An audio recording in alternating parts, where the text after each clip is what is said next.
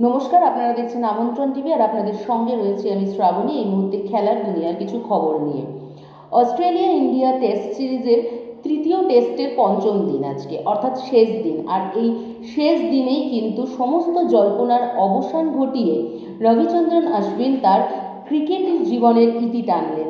অর্থাৎ রবিচন্দ্রন অশ্বিন ভারতীয় ক্রিকেটার, যিনি ভারতীয় অলরাউন্ডার হিসাবে পরিচিত, তিনি কিন্তু তার ক্রিকেট জীবনের ইতি টানলেন, অবসর ঘোষণা করলেন তিনি। রোহিত শর্মাকে পাশে নিয়ে প্রেস কনফারেন্সে কিন্তু তার জীবনের যে শেষ মুহূর্ত, অর্থাৎ তিনি যে খেলা থেকে অবসর নিচ্ছেন, এই কথাটি ঘোষণা করলেন। রবিচন্দ্রন অশ্বিন হচ্ছে ভারতের দ্বিতীয় স্পিনার হিসাবে পরিচিত, যিনি নাকি দ্বিতীয় সর্বোচ্চ উইকেট নিয়েছেন ভারতীয় দলের হিসাবে। এছাড়াও তিনি 37 বার কিন্তু এক ইনিংসে 5-এরও অধিক উইকেট শিকার করেছেন। অর্থাৎ ভারতীয় দলের একজন গুরুত্বপূর্ণ স্পিন বোলার হিসাবে কিন্তু এই রবিচন্দ্রন অশ্বিনের খ্যাতি যথেষ্ট উল্লেখযোগ্য। আর আজ তিনি সেই গাব্বার টেস্টেই কিন্তু শেষ দিনে তিনি তার অবসর ঘোষণা করলেন। অর্থাৎ ক্রিকেট জীবনের কিন্তু তিনি ইতি টানলেন।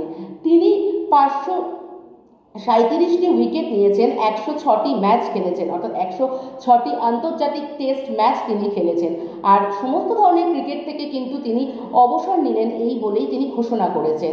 রবিচন্দ্রন অশ্বিনের এই এত ভালো কেরিয়ারের জন্য কিন্তু তিনি পরিচিত হয়েছেন সারা বিশ্ববাসীর কাছে, ভারতীয়দের কাছে তো অবশ্যই।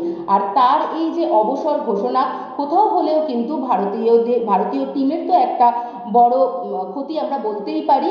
এছাড়াও কিন্তু আপামর ভারতবাসীর কাছেও একটা কোথাও যেন খামতি থেকেই যাচ্ছে, কারণ রবিচন্দ্রন অশ্বিনের মতো একজন বড় স্পিনার, হরভজন সিং কুম্বলে, অনিল কুম্বলে, এদের পরে কিন্তু এর স্থান রয়েছে ভারতীয় ক্রিকেট টিমে। অর্থাৎ তার এই অবসর কোথাও হলেও যেন ইন্ডিয়ার টিমকে একটু ভাবিত করে তুলবে।